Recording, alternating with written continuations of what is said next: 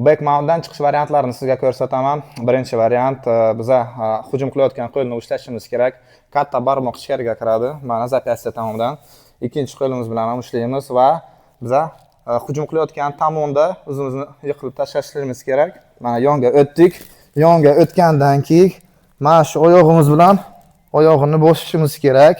Tizza bilan bedroni chiqaramiz.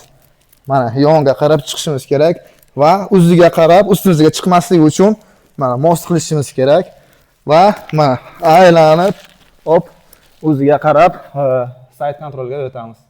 Ikkinchi variant ham xuddi birinchi variantdek qo'lni ushlashimiz kerak, hujum qilayotgan qo'lni va o'zimizni orqaga tashlab mos qilishimiz kerak. Men o'zimni orqaga tashladim.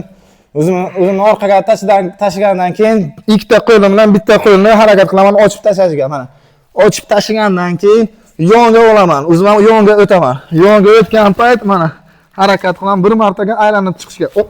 Aylansam agar yopiq gard pozitsiyaga chiqaman.